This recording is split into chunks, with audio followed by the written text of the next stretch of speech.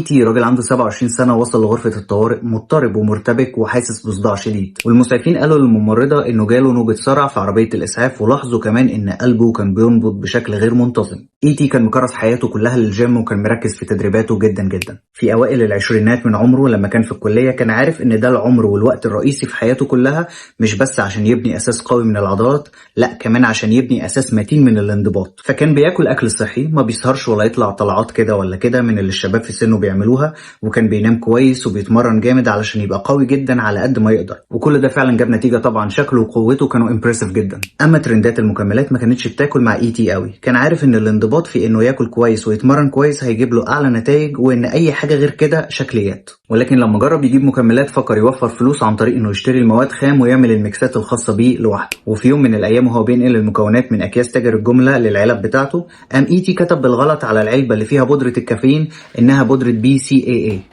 وهو بيخلط الميكس بتاعه كان فعلا حاسس ان في حاجه غلط، لان القوام بتاعت الاحماض الامينيه ما كانش نفس القوام اللي هو شايفه قدامه، هي كانت قوام مكعوره شويه ومتجمعه على بعضها في كتل. ومع ان الطعم والقوام والشكل كان مختلف، بس تي تخيل ان ممكن يكون المصنع غير من التركيبه بتاعته او غير في تصنيع التركيبه بتاعته، او ان الباتشيه دي مثلا كان فيها عيب بس ما اداش للموضوع اي اهتمام، اصل البودرات كلها لونها ابيض في الاخر فصعب تميز بينهم. ولكن لم يكن لدى تي اي فكره عن كميه الكافيين الهائله اللي في المسحوق اللي هو عمله ده، وده لان سكوب واحد من بتوع BCAA لو اتاخد بيه بودره الكافيين هتديله جرعه قاتله من الكافيين. وفي اليوم الثاني قام تي واخد البودره علشان هو فاكرها BCAA وهياخدها كبيري ورك اوت. بيري يعني اثناء، فهو المفروض هياخد البودره دي عشان يستهلكها وسط التمرين، عشان اثناء ما هو بيتمرن تخش له احماض امينيه لعضلاته. ولكنه كان غافل تماما عن حقيقه انه على وشك تناول جرعه مميته من الكافيين. وفي وسط التمرين كده قبل ما يبدأ مجموعة من المجموعات قرر انه يبلع البودرة، حط الباودر في بقه وشرب شوية مية وبدأ يبلع. وهو بيبلع بقى ابتدى يلاحظ ان البودرة دي بجد طعمها غريب ومر نوعا ما،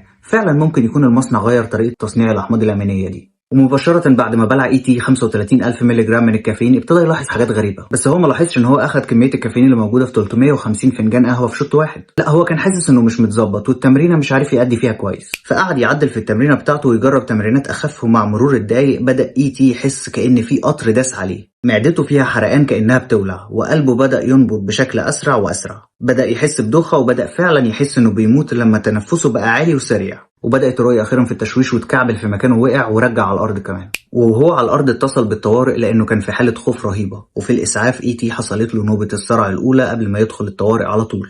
من الواضح ان كل المشاكل اللي حصلت تي كانت بسبب ال 35,000 مللي جرام كافيين اللي هو استهلكهم. لكن تي ما كانش يعرف ولا متأكد، هو كل اللي يعرفه ان كل ده حصل بعد ما اخد الميكس اللي هو عامله في البيت.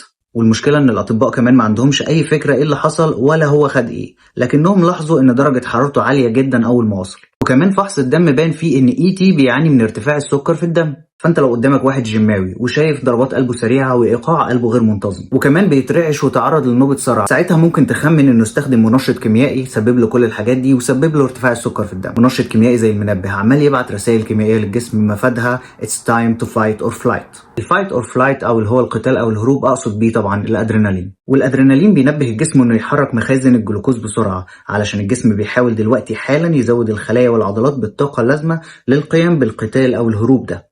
تي شكله عنده سيمباثوميماتيك توكسيدروم بسبب انه بلع كميه كبيره من ماده سامه غير معروفه تي ولا للفريق الطبي. الماده دي معروفه لينا انا وانتوا بس عارفين ال 35,000 مللي جرام كافيين اللي هو خدهم، واللي تقريبا 90 ضعف الحد الموصى به يوميا. وكمان اول ما الفريق الطبي ابتدى يقرا نتائج فحص الدم الخاص تي لقوا عنده نقص في البوتاسيوم. بس ده بقى معناه ايه بالظبط؟ البوتاسيوم ده زي الصوديوم وعباره عن الكترولايت، وبيبعت اشارات للخلايا عشان الخلايا دي تعمل حاجات او تبطل تعمل حاجات. الصوديوم بيكون موجود بشكل اساسي بره الخلايا، والبوتاسيوم بيكون موجود بشكل اساسي جوه الخلايا. والتحرك بقى ما بين جوه الخلايا او الخروج منها هو الطريقه اللي بتبعت بيها الالكترولايتس دي رسائلها. واحد الاماكن اللي بتعتمد بشكل كبير على الاشارات دي هي العضلات. الاعصاب بتبعت اشاره للانقباض او الكونتراكشن عن طريق الناقلات العصبيه، يدخل الصوديوم جوه العضله فتكمل الاشاره، وبعد كده يدخل الكالسيوم جوه العضله فتلتزم العضله دي بالانقباض، وبعد كده البوتاسيوم يدي اشاره بالارتخاء. وده معناه ان الكتير من البوتاسيوم ممكن يخلي العضله ترتخي لفتره طويله، وطبعا القليل منه يخلي العضلات بقى ما ترتخيش ابدا. النقص الشديد اللي عنده من البوتاسيوم يعني ان العضلات مش هتبطل انقباض. وهنا نفهم انه ممكن يكون منطقي جدا سبب توتر تي، وسبب كمان انه بيترعش. بس احنا لسه عندنا مشكله كبيره، لان القلب كمان عضله، ولو فضل ينقبض من غير ما يرتخي ده يفسر لنا ليه تي عنده عدم انتظام في ضربات القلب. واثناء استعداد الفريق الطبي انه يدخل تي للمستشفى، ايقاع قلب تي بيكون سريع جدا وغير منتظم لدرجه ان قلبه بيقف.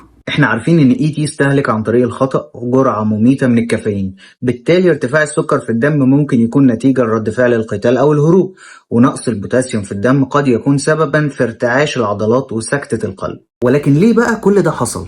الكافيين ده غريب جدا، موجود في الطبيعة عندنا في حبوب الكاكاو وأوراق الشاي، والشيء المثير للاهتمام عن المركب الكيميائي بتاع الكافيين ده هو إنه شبه مركب تاني جسمنا بينتجه. المركب ده اسمه الأدينوزين. الأدينوزين ده جسمنا بينتجه بشكل كبير جدا وبيعتمد عليه بشكل أساسي. حمضنا النووي نفسه مصنوع من الأدينوزين ده، وممكن تعرف الأدينوزين وانت بتدرس أحياء من خلال مادة الأدينوزين ترايفوسفيت أو ال ATP، ودي المادة اللي بتصنعها الميتوكوندريا وتستخدمها الخلايا في جسمنا عشان تحصل على الطاقة. ففي مواد كيميائية بيكون شكلها قريب جدا من شكل مواد كيميائية موجودة في جسمنا أو جسمنا بينتجها، فبيرتبط بالأماكن اللي في الخلية بتاعتنا اللي المفروض مركبات كيميائية طبيعية جوانا هي اللي ترتبط بيها. والارتباط في الأماكن دي برضو بيخلي الخلايا يا إما تعمل أشياء يا إما تبطل تعمل أشياء، ومن هنا نقدر نحط إيدينا على كل مشاكل التسمم بالكافيين. بس نرجع تاني لإي تي، لأنه في لحظة من اللحظات قدر ياخد نفسه وقال لهم على كل الليستة بتاعة المكملات اللي هو بياخدها، ودي حاجة كويسة الحمد لله، وكويس إن هو عامل الميكس بنفسه، لأن هو عارف كويس قوي وعارف بالظبط وبالتفصيل إيه الليستة اللي موجودة في الميكس ده. يعني هو مش عارف بالظبط هو خد ايه، بس هو عارف كل اللي عنده ايه، فيقدر يقول كل المكونات اللي عنده في البيت للفريق الطبي، وهنا بدأوا يعرفوا، لان الكافيين كان من ضمن الليسته اللي هو قالها لهم دي. وطبعا دي الحاجه الوحيده في الليسته اللي ممكن تسبب كل الحاجات اللي عنده، لان في الدماغ الادينوزين بيساعد على توازن الناقلات العصبيه، وحاجه من الحاجات اللي بيساعد فيها انه بيهدي الدماغ من الاثاره الاوفر. بس لان شكل الكافيين قريب جدا من شكل الادينوزين، فهو مناسب جدا انه يركب مكان الادينوزين في الدماغ. لما بتشرب كميات منتظمه من الكافيين زي لما تشرب فنجان قهوه واحد مثلا، ما بتبقاش فيه مشكله كبيره، ولكن بجرعات مميته زي في حاله اي تي ده ممكن يسبب اختلال شديد في التوازن، بحيث يتم تفريغ الكهرباء في كل مكان في دماغ اي تي. وفي القلب بيساعد الادينوزين على تنظيم الخلايا المسؤولة عن تنظيم ضربات القلب، فإذا كان الكافيين موجود بيمنع الادينوزين من أداء وظيفته، فما تقدرش تنظم الخلايا اللي بتعمل نبضات القلب كده خلاص، فيبدأ القلب يفقد إيقاعه الطبيعي ويبدأ في النبض بشكل غير منتظم. بس المشكلة ما بتبقاش هنا أو ما بتبقاش هنا بالظبط، لأن في الأوعية الدموية بيساعد الأدينوزين في الحفاظ على مدى استرخاء الأوعية الدموية وانقباضها، فلو في جرعة كبيرة منعته من ده فهتلاقي الأوعية الدموية بدأت تتوتر وتنقبض، وبالتالي يحصل زيادة في ضغط الدم وانخفاض في تدفق الدم، ودي مشكلة في الدماغ لأن ممكن تنقبض الأوعية الدموية هناك، وده يحد من تدفق الدم خلال فترة الإثارة الزائدة، وده بقى ممكن يخلي الخلايا تحتاج أكسجين أكتر لزيادة النشاط، ولكن الدم مش واصل هناك بسبب تضييق الأوعية اللي حاصل. بس انا عايز اقولك ان كل القصه دي ليست سوى بدايه لمشاكل اي تي، لاننا راجعين تاني لفكره القتال او الهروب، لان الكافيين في حاله الجرعه الزايده بيضرب سلسله كيميائيه بتنتهي باشاره باطلاق الادرينالين في الدم. عادة لما بيكون الجسم في إجهاد وتوتر عالي بيطلق الإدرينالين، وفورا تقريبا المخازن اللي في الجسم بيتم إطلاق السكر الموجود منها للدم عشان تتمكن العضلات من استخدامه للحصول على الطاقة، والقلب بيبدأ فورا بالنبض بشكل أسرع لتزويد بقية الجسم بالدم. بس احنا هنا عندنا مشكلة، لأن الأدرينالين بيفرز من غدد موجودة فوق الكلى، والكلى ملهاش دعوة بالجهاز العصبي، وده معناه ان ممكن يكون في مادة كيميائية تانية بتطلع من الجهاز العصبي بسبب الجرعة المميتة من الكافيين دي. النور ادرينالين هو المادة اللي انا اقصدها، وبتنتشر بسرعة في جميع انحاء الجهاز العصبي الجسم اي تي، وبترسل اشارات متطرفة وبتوصل للعضلات اللي عندها دلوقتي وفرة من السكر تقدر تستخدمها للطاقة بسبب ارتفاع السكر في الدم. وبسبب الاشارة المستمرة من الدماغ والاعصاب العضلات بتتشنج، ولان العضلات بتتشنج ونشطة جدا فهي بتنتج حرارة، وهو ده اللي بيفسر سبب ارتفاع درجة حرارة جسم اي تي. ولأن العضلات كمان نشيطة جدا بتنتج ويست أو نفايات أو مواد كيميائية جسمنا مش محتاجها، فبيحتاج جسمنا يوازن الويست دي، فبياخد البوتاسيوم من الدم ويدخله الخلايا، وده يفسر نقص البوتاسيوم عند اي تي. بس أنا لسه قايل إن البوتاسيوم المفروض إنه بيعمل على ارتخاء العضلات، وطبعا مفيش منه كفاية في الدم لإصدار الإشارة اللي بتسبب استرخاء العضلات، والأهم إن كل ده بيحصل والأدرينالين والنور أدرينالين بيبعتوا إشارات باستمرار لانقباض العضلات، وبدون إشارة الاسترخاء المناسبة بتبدأ عضلة القلب في النبض بشكل متقطع أكتر فأكتر لحد ما فجأة ما بقاش فيه نبض.